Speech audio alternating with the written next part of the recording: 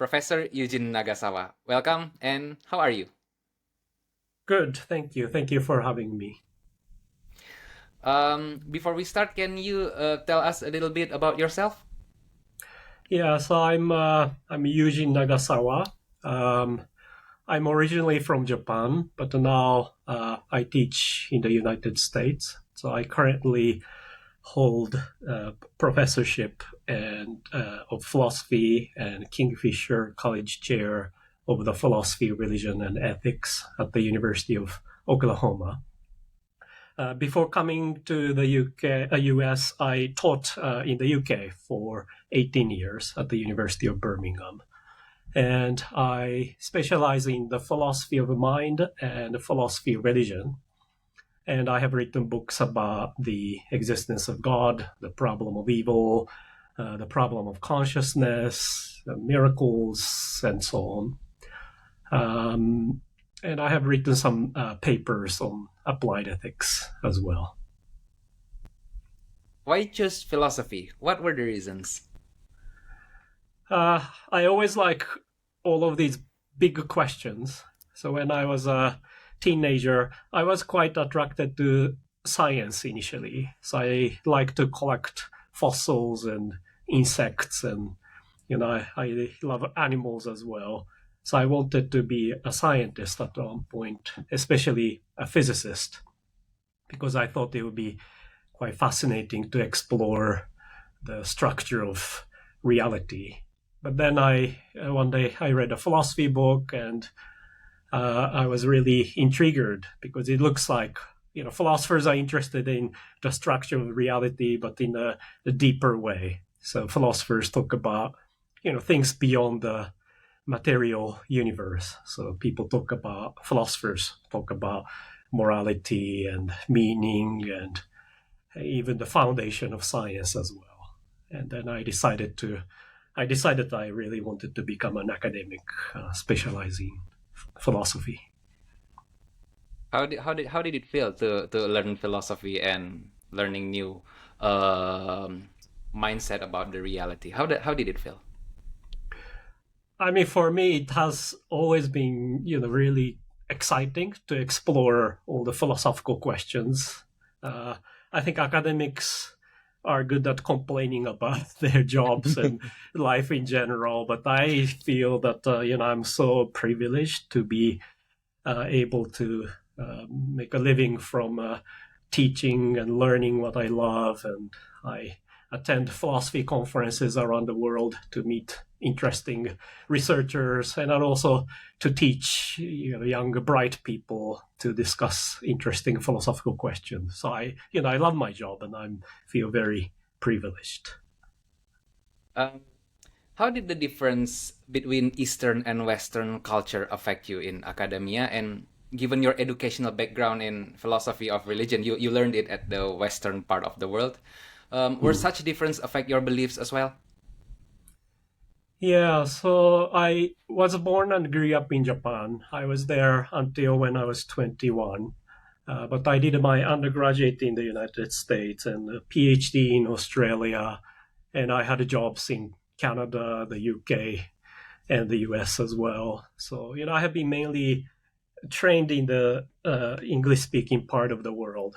But yeah, as you say, the Eastern culture is quite different from the Western culture. So, for example, in Japan, philosophy is quite remote, especially Western philosophy. The way we discuss arguments and ideas, it's quite different because in philosophy, often the purpose is to develop your own argument to persuade others that your argument is sound.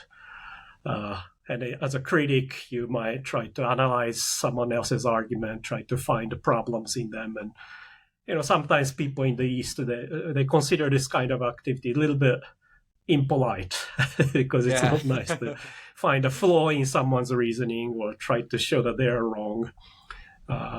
So I try to think that philosophy is more like a collaborative project. So I don't want to think that philosophy is a blood sport where I try to persuade that you're wrong and I'm right. And the way I look at philosophy is not like that. I want to think that we are all fellow explorers. We are addressing interesting and difficult questions together, and so we can help each other. So if I'm happy to receive criticisms from my students and colleagues, and I do criticize other people's works, but the criticisms should be always constructive. It's not like the purpose shouldn't be to destroy your argument, but to try to help you to improve your argument. So that's how I try to see philosophy. Is there any Japanese people that read your books or maybe your articles where you criticize other and they start to think that for a Japanese people you are extremely impolite? Have you ever experienced that?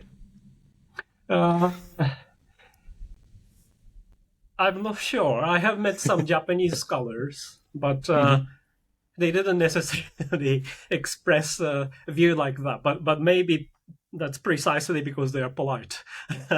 Sure. So they might feel quite uncomfortable to read some of my work. But I don't know. I think younger generations are different, I think. Now, younger philosophers in Japan, many of them are familiar with analytic philosophy, and they read papers and books written by analytic philosophers in the West. So I think they're getting used to the way we do philosophy. But ordinary people might feel sometimes uncomfortable about reading, intense discussions among philosophers. Yeah, because in my culture in Indonesia, arguing with others considered as impolite as well, and I believe Japanese people have some kind of similar culture about that. So, I just want to know I think how do you? It's similar. I think that people in many Asian countries, they try to, instead of finding out who is correct, we try to find a harmonious. Try to build a harmonious relationship so that we can agree on something that is common, rather than deciding who is correct and who is wrong. Which is, I think it's a virtue, and I think we can do philosophy in that way. Of course, in philosophy, it's very important to develop your own ideas and develop arguments for your theses and so on. So that's unavoidable. But I think philosophy can be still developed in a harmonious and polite way. So when I teach, I encourage students to do philosophy together as a collaborative project.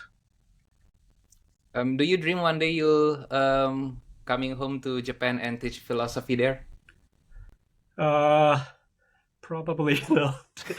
I have been away from Japan for so many years, and more than 20, nearly 30 years. And, so you I don't think I can time. teach. I don't think I can teach philosophy in Japanese. I want to know this. One reason I choose to use English in my philosophy contents is because I find my language, Indonesian language, is very restricted in terms of choice of words for expressing philosophical ideas.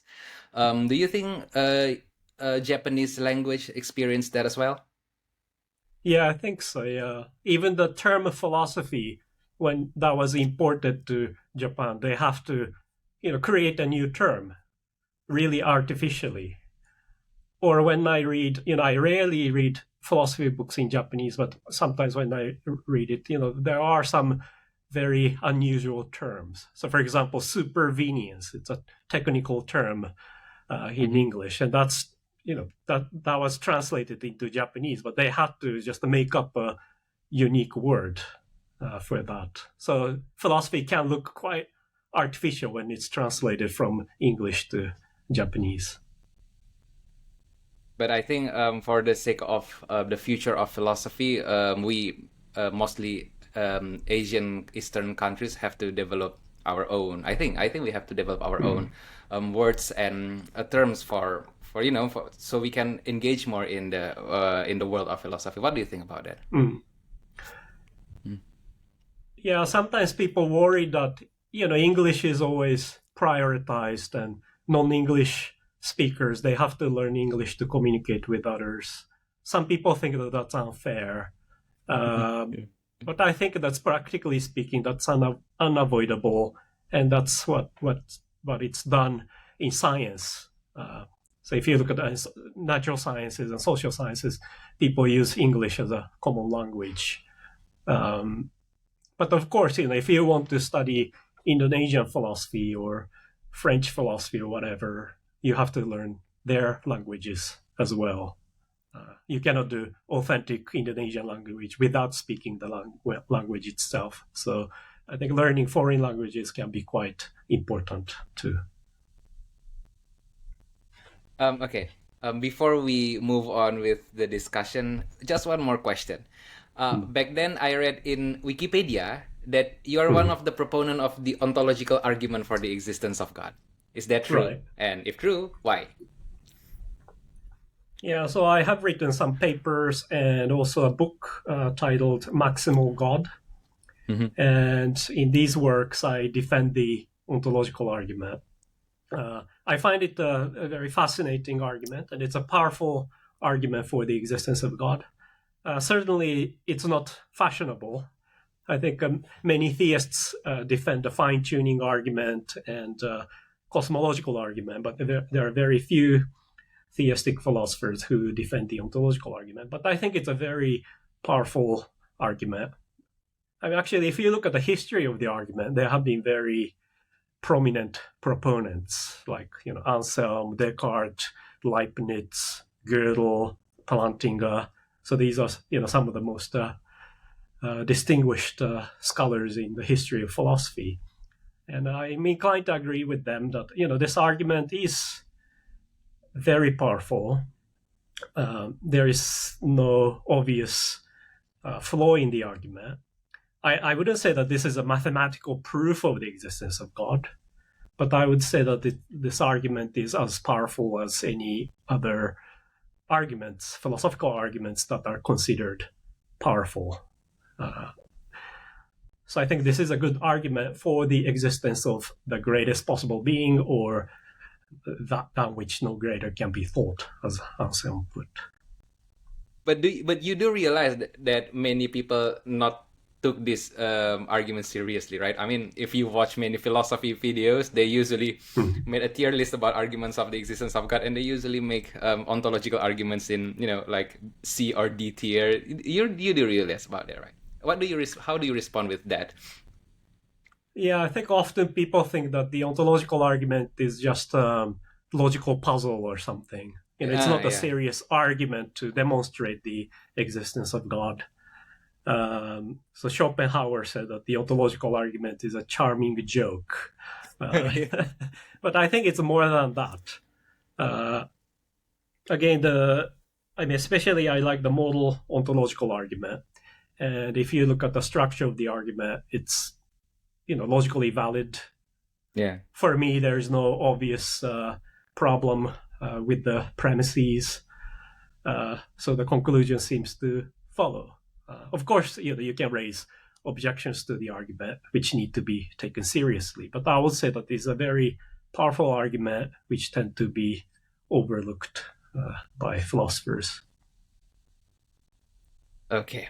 Next up, we are going to discuss about your latest project, the Global Philosophy of Religion. What is that? Yeah, so this was a project that I led at the University of Birmingham in the UK for 3 years. And this project was funded by the John Templeton Foundation. I launched this project because I wanted to really globalize the philosophy of religion.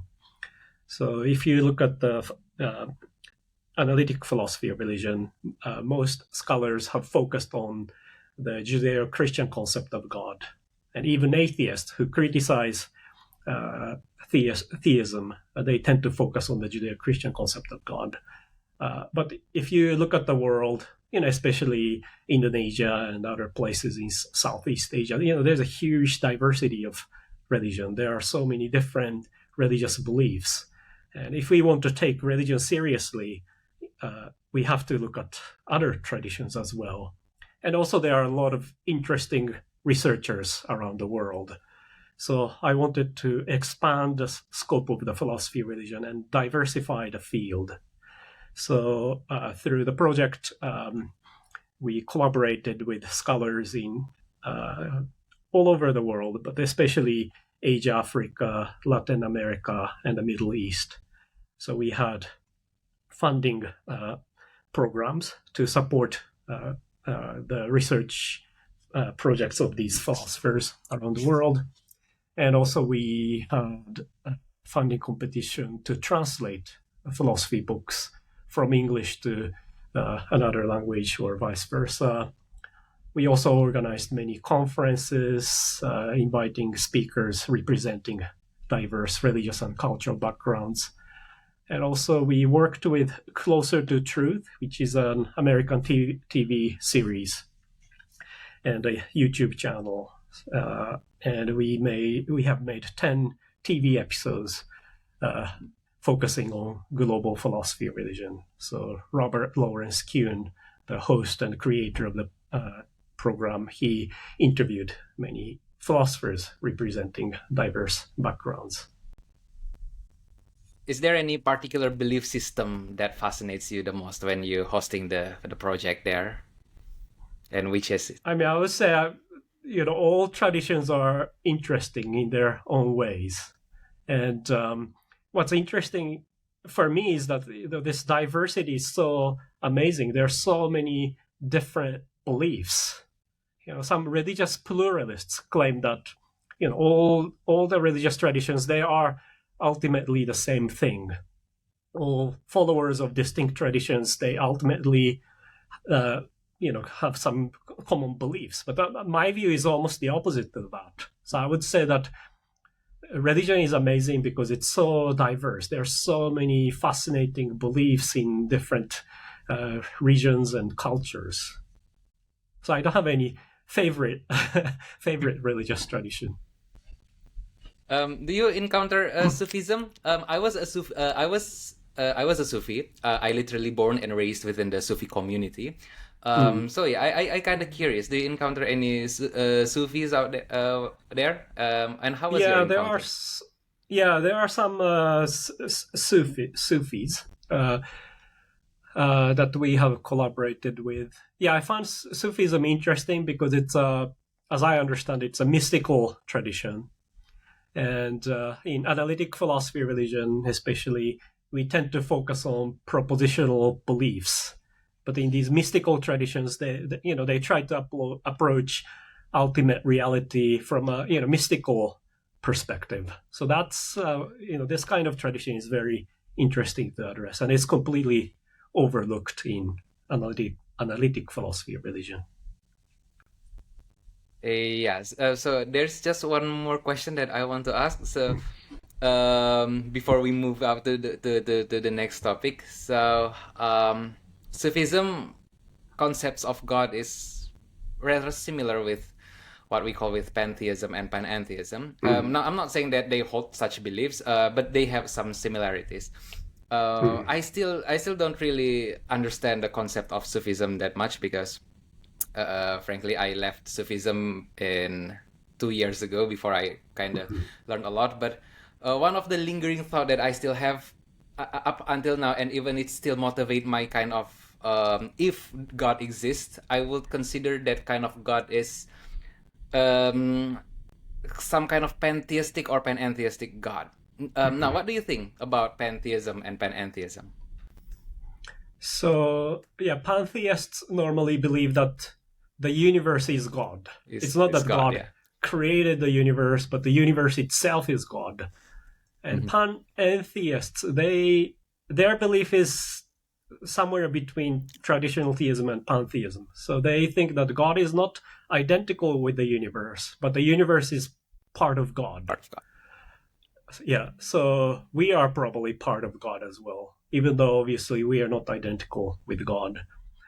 These are very interesting views. It's distinct from the traditional concept of God, which says that God, a long Extinct. time ago there was just God alone, but God had decided to create a universe, and therefore there is God. So there's a clear distinction between God and the universe. I can see some attractions because many people find that there is something divine about the universe. There's something amazing about the universe, even holy about the universe.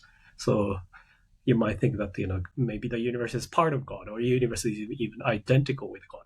But I'm not sure ultimately it works. So in my recent book, I tried to raise certain problems, certain versions of the problem of evil for pantheists and panentheists. So I think it's quite difficult to say, the universe includes all kinds of horrific things.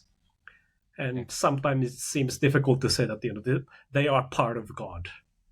The universe includes all sorts of ugly, horrible, nasty things. And how can we say that they are still part of God? So I think that's a challenge for pantheists and panentheists. But generally speaking, I like to explore these alternative concepts of God because, again, philosophers of religion in the West tend to focus on just a traditional concept of God, which is distinct from these pantheistic and panentheistic concepts. So, yeah, let's talk about your latest book, The Problem of Evil for Atheists. I've read the book and it kind of fascinates me and kind of triggered me in a good way sense, a little, but we'll get into that a little bit. First of all, what motivated you to write the book?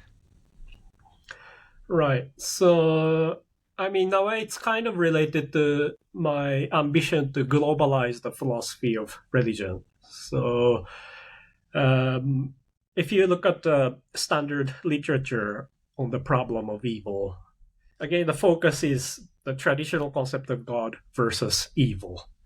So J.L. Mackie, who was a prominent atheistic philosopher, he said that the problem of evil, at least the version that he presents, is a specific problem for traditional theists who believe that there is a God who is omnipotent and morally perfect.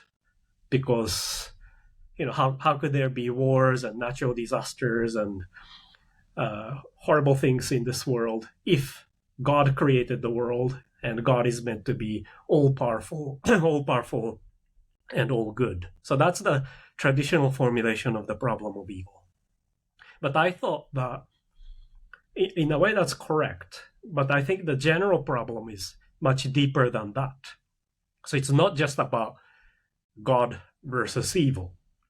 Because even if you are an atheist or pantheist or whatever, you can still wonder, how come this world is, at least part of this world is so horrible? How come there has to be pain and suffering in this world? And I think that's the foundation of the problem of evil. And especially if you hold an optimistic worldview. So if you want to think that the world is fundamentally good, or at least not bad, then the existence of pain and suffering in this world is a serious existential threat for you. So that's the motivation to work on this book project. In one of the part of the introduction of the book, you said that everyone must treat the problem of evil seriously. Surely we cannot expect everyone to be philosophically literate in order to treat it seriously. I mean, problem of evil mostly is a philosophical problem and theological problem, and surely we cannot expect all people to be philosophically trained to study the problem of evil, right? In what way that you expected people to treat the problem of evil seriously?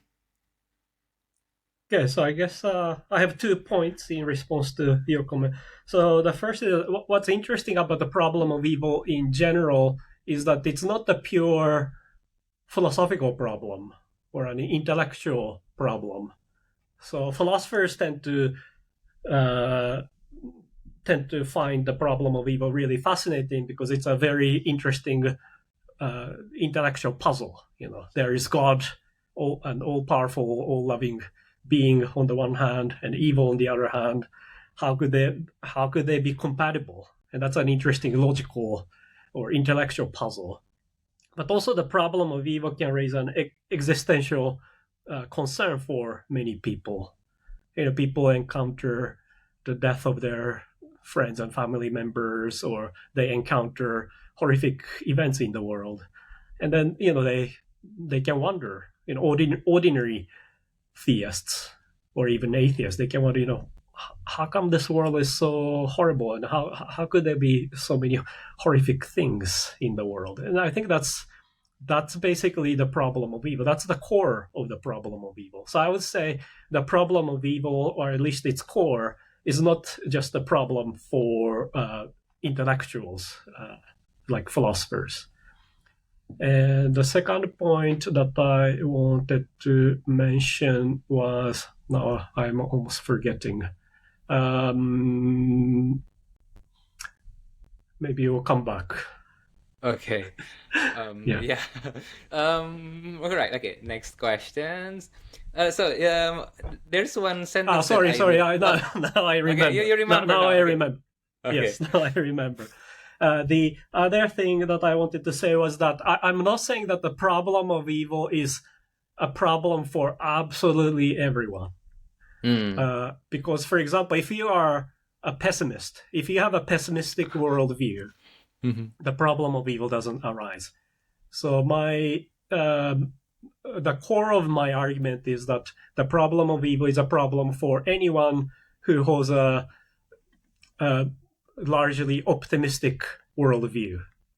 So if you think that the world is expected to be horrible, then this is not a problem, because there is no mismatch between your expectation of how reality should be and how reality is. So if you are a theist, you would think that the world was created by an all-loving, all-good, all-powerful being.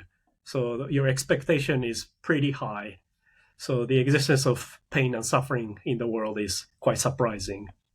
And also, even if you're an atheist, if you believe that the world is overall and fundamentally good or not bad, then when you encounter this horrific things in the world, you might find the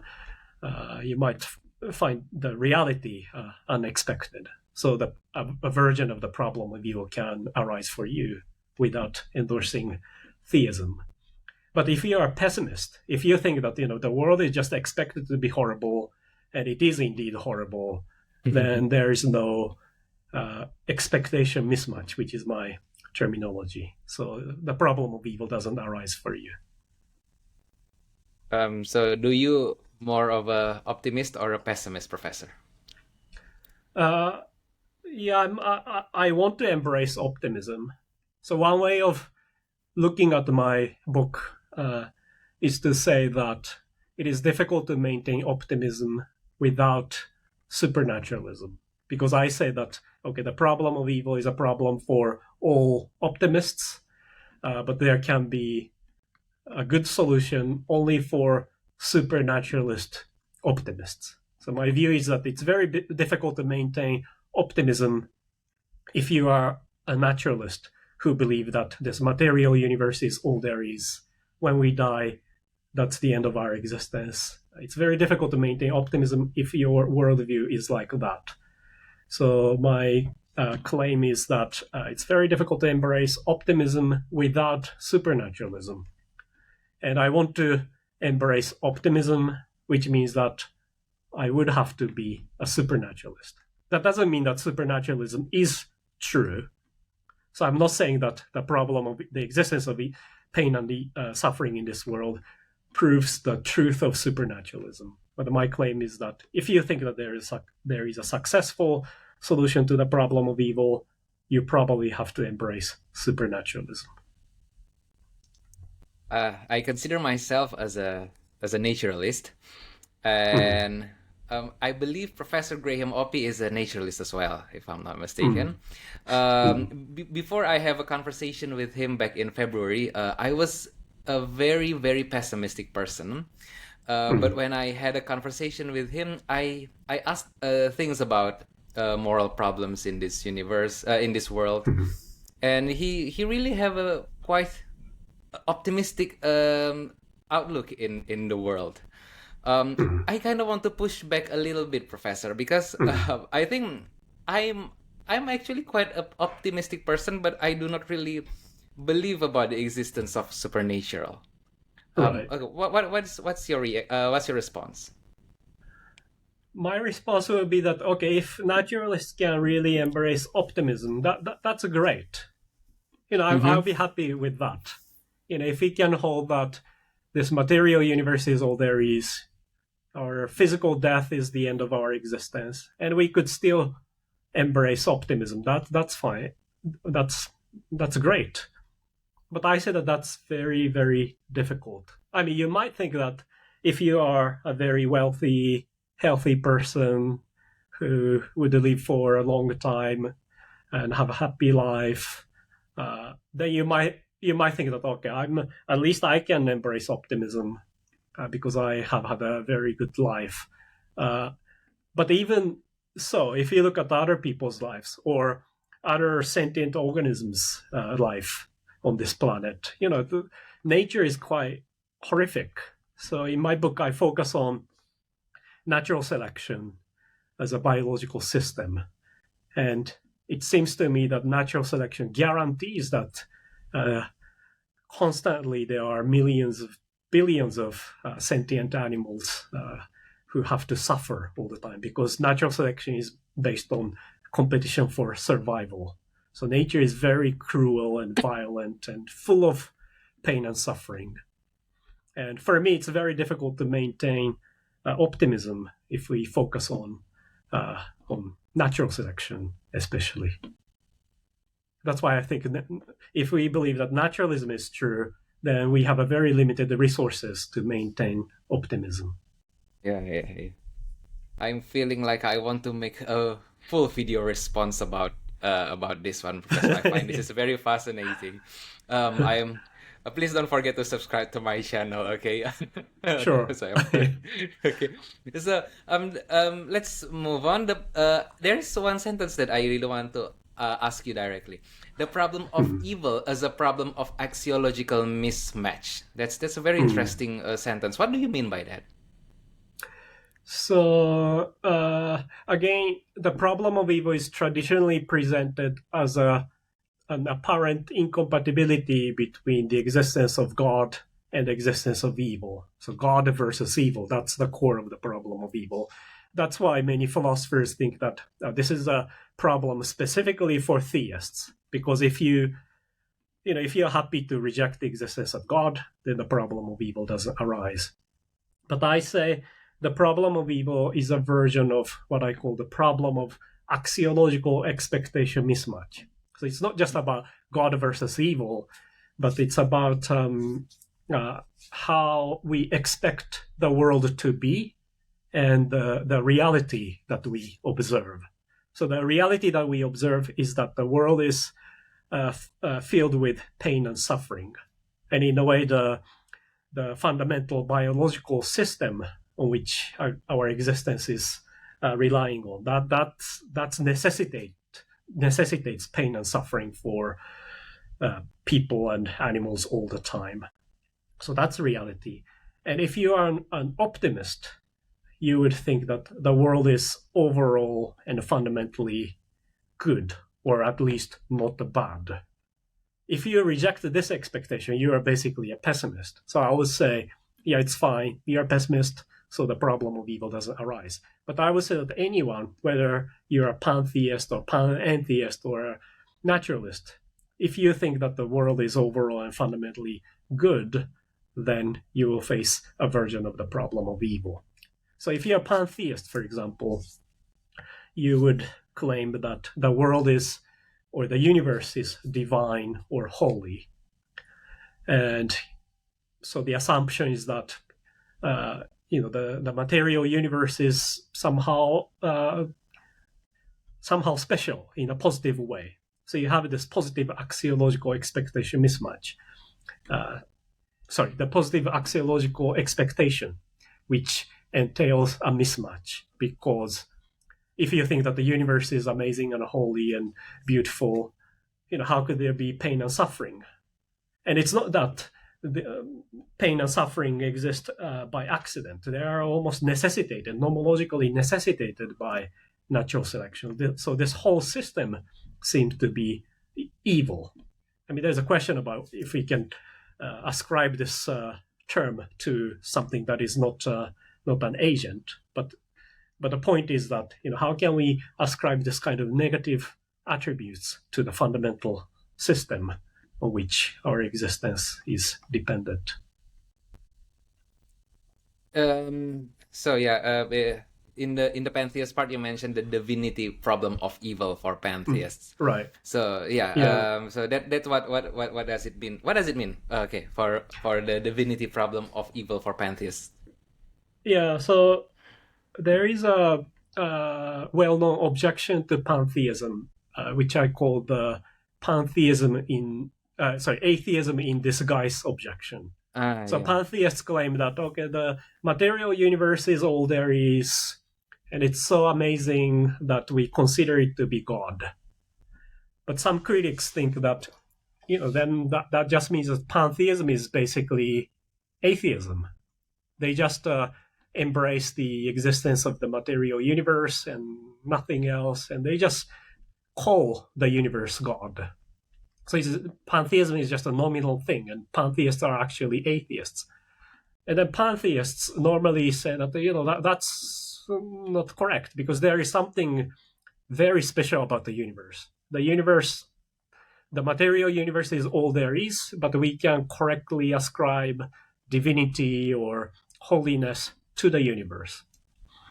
But that's quite difficult to do, because obviously pantheists cannot ascribe any supernatural attributes to the universe to make it divine or holy. Their resources are limited to this universe itself. So often they appeal to experience. So they say that pantheists, they have some kind of almost like religious experience to recognize that the universe is holy or divine. But that's tricky as well, because many atheists, even Richard Dawkins, says that this universe is very special and amazing. We can almost worship the universe, even though the universe is not a person or an agent. So almost if you just appeal to experience, even Richard Dawkins might be considered a pantheist, which is a little bit strange.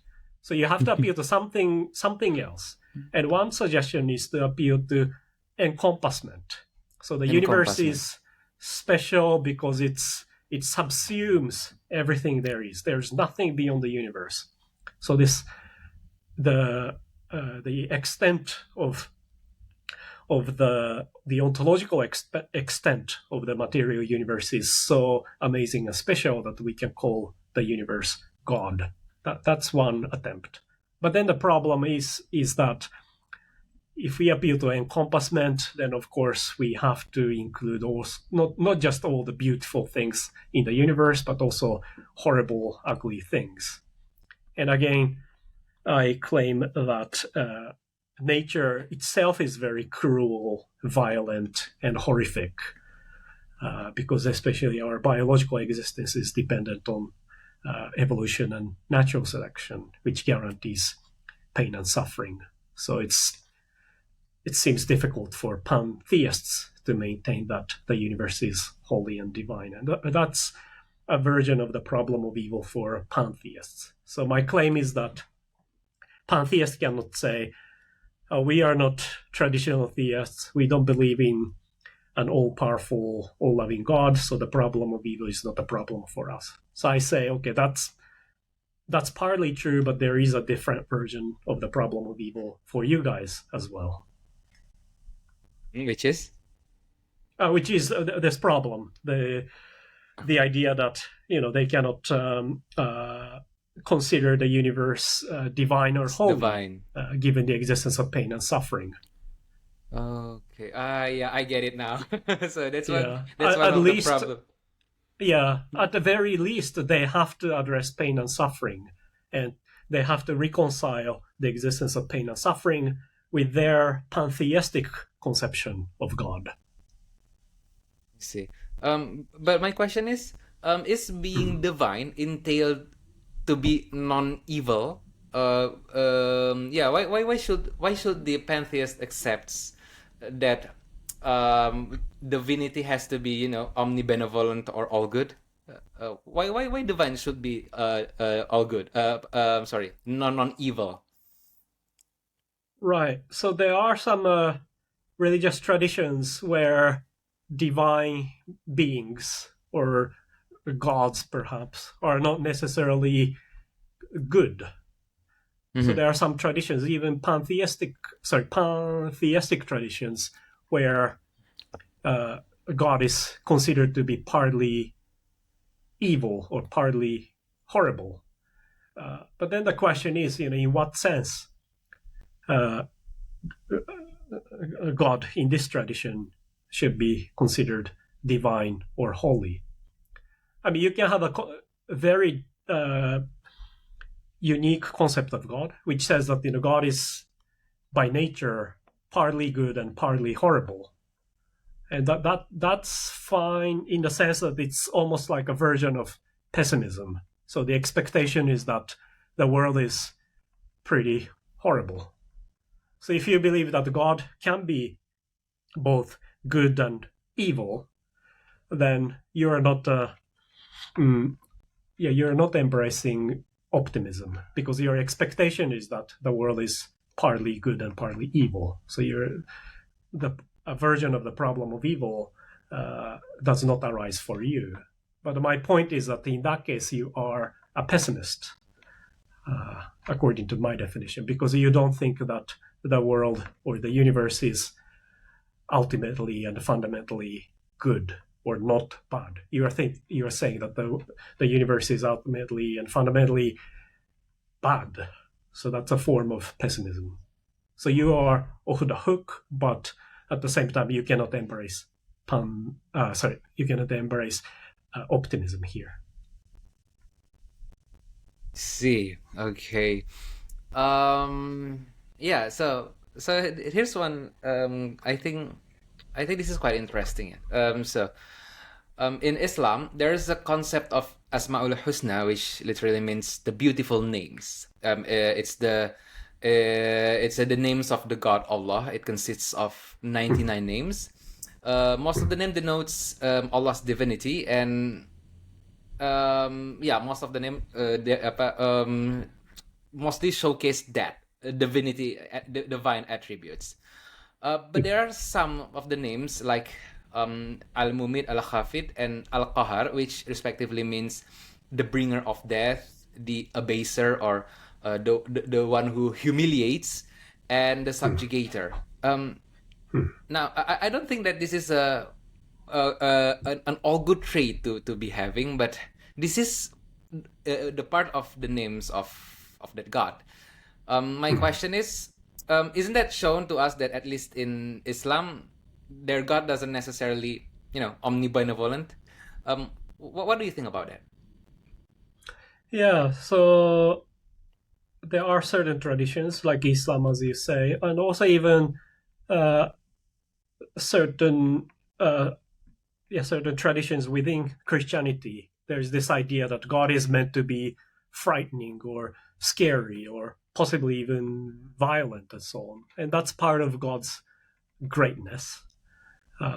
So you might think that that's compatible with the existence of pain and suffering in the world. But in these traditions, obviously, supernaturalism is assumed. So pain and suffering in this world, there has to be pain and suffering in this world, but there is something beyond that as well. But for pantheists or naturalists, there's nothing beyond the material universe.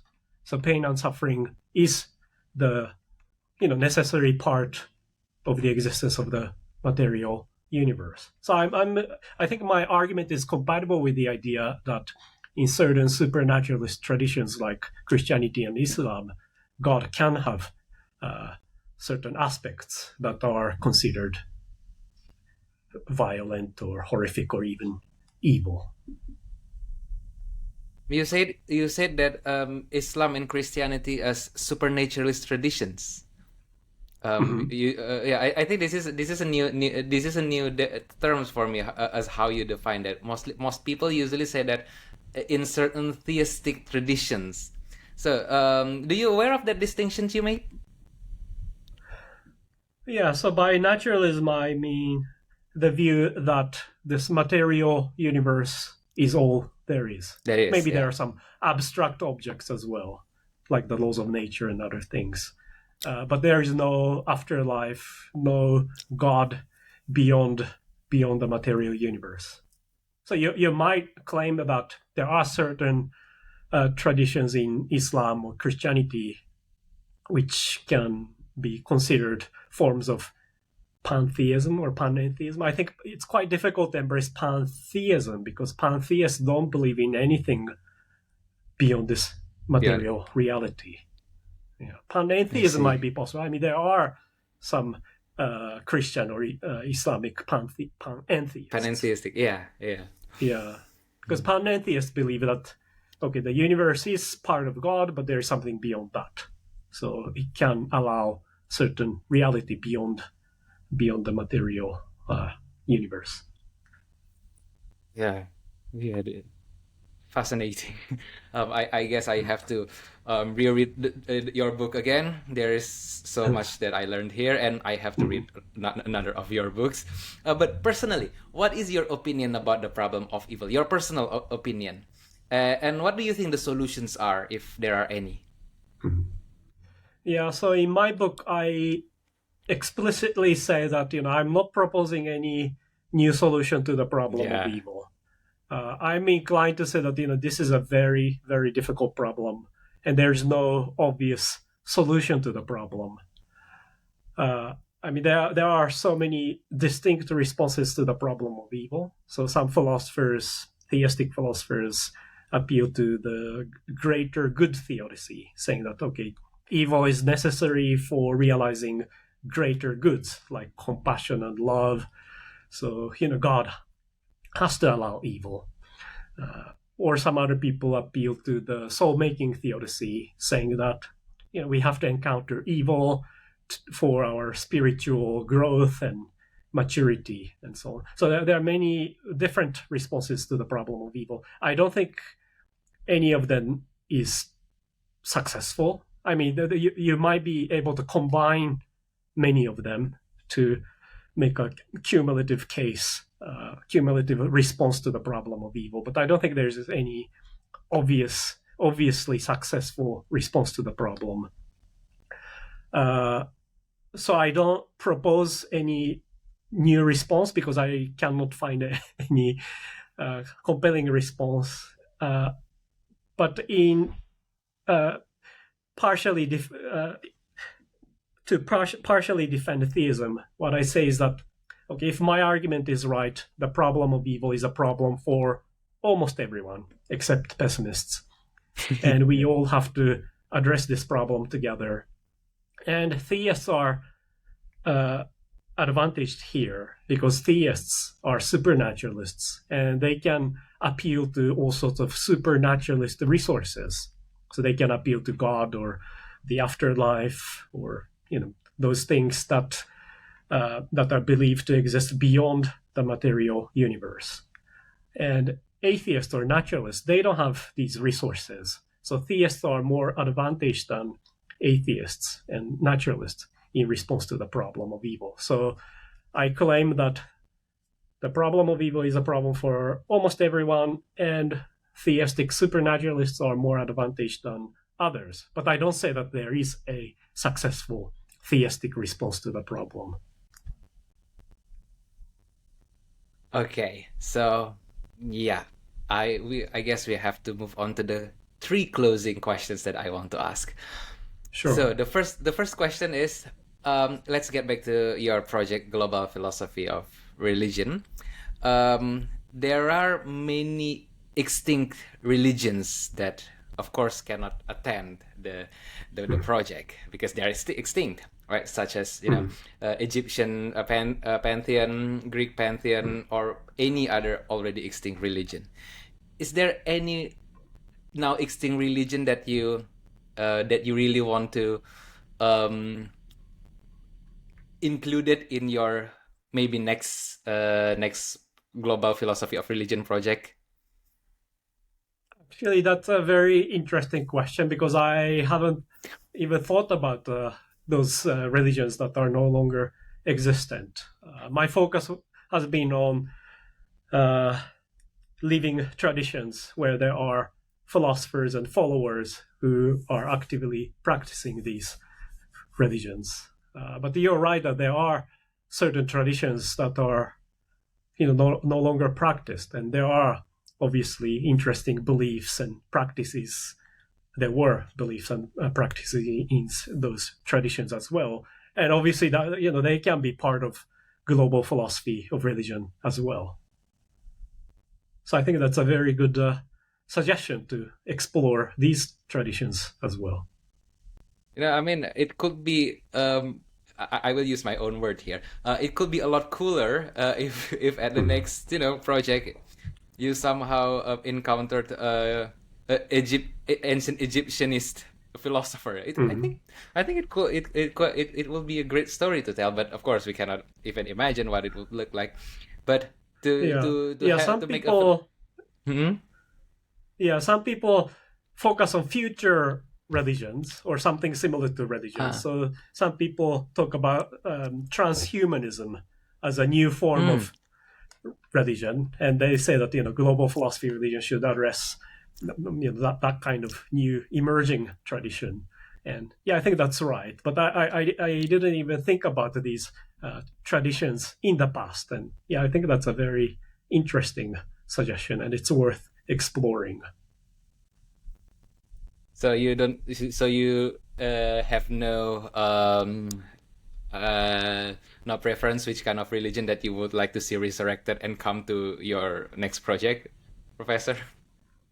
No, because because my knowledge is quite limited about what sort of traditions existed. Probably some of these polytheistic traditions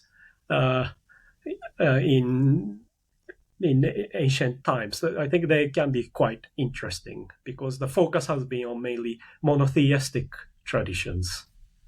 So Egyptian traditions or ancient Greek traditions, they can be very interesting to address.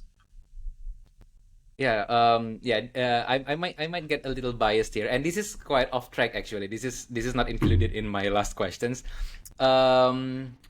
There's a belief system in the Javanese island of Indonesia. I'm not Javanese, so I'm not quite well acquainted with those belief systems. We call it kejawen.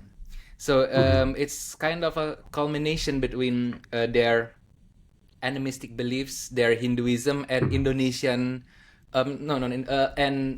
Sufism in some sense. So I think it's fascinating, and I really want to see those kind of belief systems presented themselves in global settings, because this kind of belief system is quite don't have its place in the academic settings. People always see that as a superstitious here in Indonesia. This is just for a thought, for consideration for you maybe in the future to include a belief systems that's more remote in that sense, because even Indonesia have that kind of unique belief system. Who knows that in many part of the world we have that kind of belief systems, right? So I really fascinated by the project, and I wish in the future those kind of rather not weird, rather unusual belief system will be included. I think I think do you still I think animism is very important because you can find many animistic beliefs in many different parts of the world, and there's a question about how we should characterize these animistic beliefs. It's easy to say that they're kind of polytheistic traditions because they believe in little gods. gods everywhere in nature. But there's a question about whether it's appropriate to call them polytheistic traditions. Often in African traditions or even some Eastern traditions, they talk about spirits instead of gods. And then, it's somewhat related to the question that we addressed about pantheism. So when pantheists say that the universe is God, in what sense we can call it God? So if animistic believers ascribe spirituality or divinity to nature, and they believe that spirits are immanent, can we say that they are divine beings or holy beings or something like that? Or are they just ascribing certain kinds of consciousness to different entities throughout nature? And I think there are a lot of interesting philosophical questions emerge here, and they are, again, very under-discussed.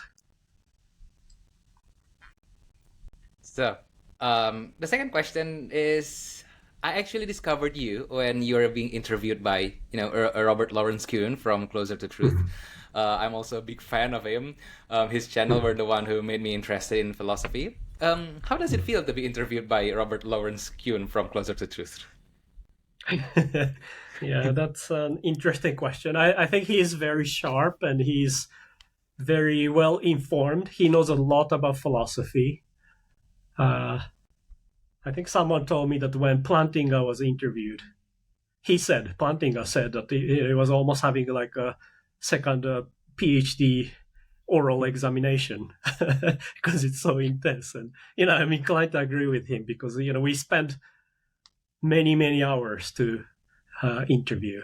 So when you watch Robert's videos, many of the interviews are very short, like 5 minutes, 10 minutes. Yeah. But actually, when his team interviews us, they spend like 3-4 hours easily. They interviewed me last year in London, and they spent like 5 hours. When the interview was over, I was so exhausted. It's a very rewarding experience, but it's quite intense as well. But I really admire his work because he takes philosophy seriously.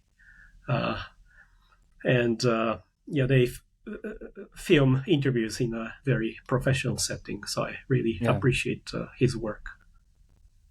Yeah, I think as of now, he's the forefront in online philosophy education. I think we have to give him that credit, alongside with Alex O'Connor from Cosmic Skeptic.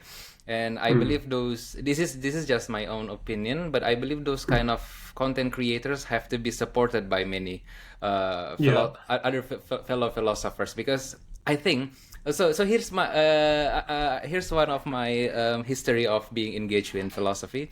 The first time I learned critical thinking was online by mostly atheistic and skeptical movements. Of course, we know them as a new atheism or movement that adjacent to them, but of course they're a very very beneficial, and they're really educational. But had I not learned any philosophy, I would be more skeptical and maybe more dismissive towards religion, or dismissive towards the people that follows the religion as well. My encounter with Robert Lawrence Kuhn, Closer to Truth, is one of the moment that changed my whole perspective about religion, and it really helped me to stop being that hateful and spiteful people. I think to me personally, and I believe many people have the same experience as me, especially those who questioning their religions. An engagement with those kind of contents like Closer to Truth, Cosmic Skeptics, and many other philosophy related contents is really helpful, at least to make us become more critical thinker and then not being hateful in the process. So this is just my one thought. Do you have any response? Yeah, I think that's very nice, and I think that's very much in line with what I said about how I look at philosophy. I engage with philosophers from all kinds of perspectives. And I think that's the exciting part of philosophy. You encounter people who have completely different ideas and beliefs, and that's very helpful because you look at philosophical problems from many different angles.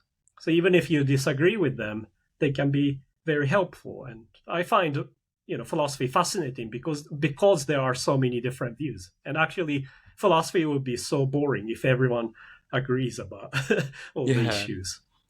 And also, in relation to what you said about content creators, I really appreciate people who create YouTube channels like you. I think academics tend to be shy, and I'm not really good at this kind of thing. I never want to watch myself when I'm filmed. And myself as well, but many academics, they think that, we just publish papers, and if you want to know about my work, just read our papers. But I think time is changing, and many people, especially young people, they at least prefer to watch YouTube videos and TikTok and other things, even just to grasp what sort of ideas philosophers are developing. So I think it's quite important for academics to be more open to different forms of disseminating their research. So I to be honest, I'm not good at being interviewed, and I don't really like it, but I try to do it, and because I think it's important and useful. Thank you. That sounded more special for you to accept my invitation of interviews. Okay, last question. Philosophy of religion to me is a very important tool. It helps me in a personal level to develop my understanding of the divine, whether it exists or not, and if so, in what form it might have exist. Safe to say, philosophy of religion is a big deal for me. It affects my worldview, and in some sense affects how I behave in the real world. But what is philosophy of religion to you, Professor? How it affect you in a personal or maybe in a spiritual level?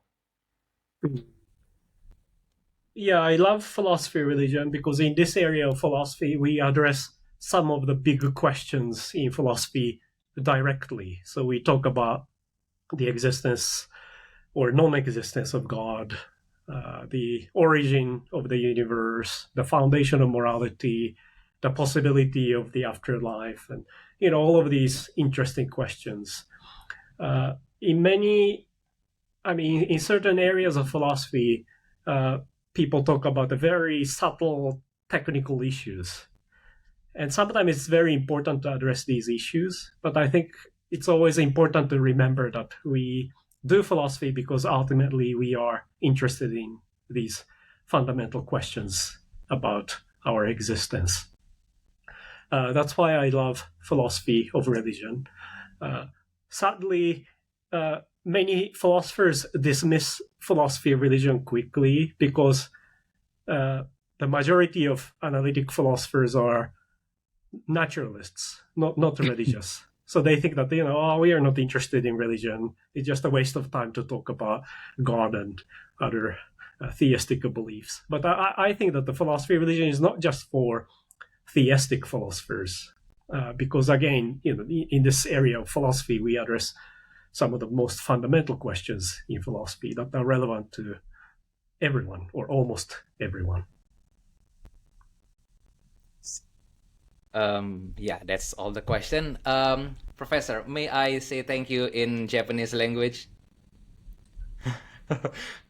Yes. Okay. Professor Yujin Nagasawa, arigatou gozaimasu. ありがとうございます。Okay.